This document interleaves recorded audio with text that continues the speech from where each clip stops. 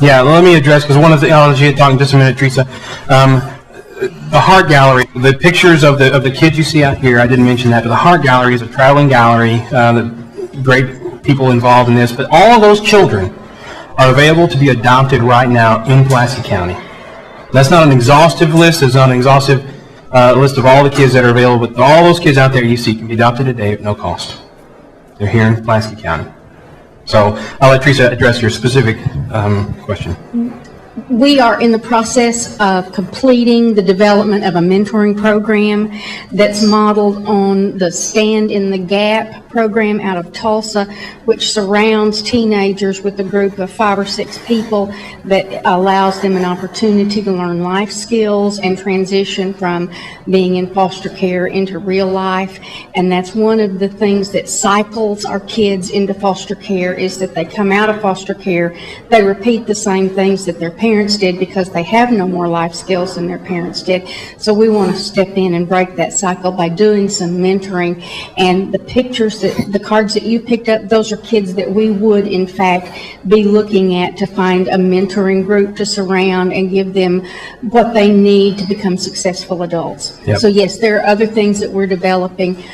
Bill Parkinson's Sage congregation is going to be I think piloting that for us, according to my conversation with him this morning and previous conversations. So yes, there are many opportunities to serve that are less than adopting or fostering or respite, but they will still have as significant an impact on the lives of kids as those do. So talk to Bill about how to get started possibly doing that, you and Bill?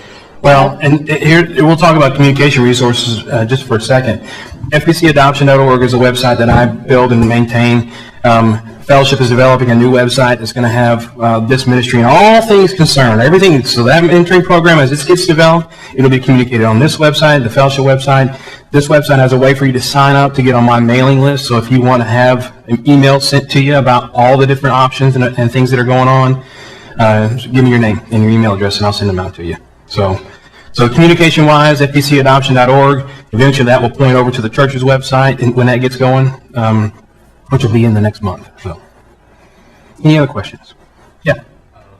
Well, the question was, what salary are you kind of, what, I guess your financial, there's all kinds of ways, but, you know, if you adopt from the state, there's no cost. So I guess there's probably still some background screening, background stuff that they're going to look at to make sure that you're financially solvent. But it's a low threshold for the state. The key is not so much, you know, the number of cars, but it is the financial stability, right?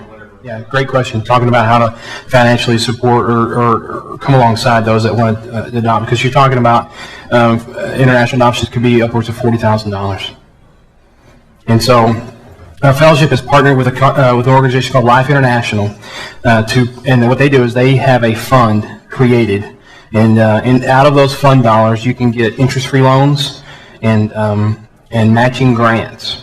And so any Fellowship family can apply, and it's a separate application process to Life International, and you can apply to get matching grants or interest-free loans. Now, they're not set up to give you $40,000. They're set up to give you a portion of that. And Fellowship families can directly donate. The church directly donates on an annual basis to that fund. And this ministry tries to have different fundraisers along the way so that people have a mechanism to give. But again, if you want to give directly, let me know. And I'll make sure that you get the forms that you need, tax deductible completely, and Life International handles all of that stuff for us. Yeah, it's probably best to come through the church. You can go to Life International, tell them you're with Fellowship Bible Church, and there is a link on the website for Hope for Orphans. Is it best to go through the church because then the money's given will go to Fellowship families? Mm-hmm. That is, okay. Yep.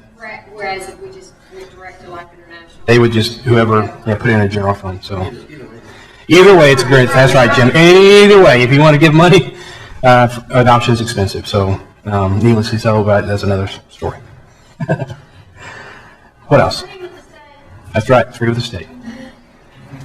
Well, yeah. So the question is: are there people that have specific experience with special needs adoptions? Well, you know, Fellowship is a church rich in its resources, and so We have families that have adopted special needs kids. We have families and doctors that have said, we'll help with surgery.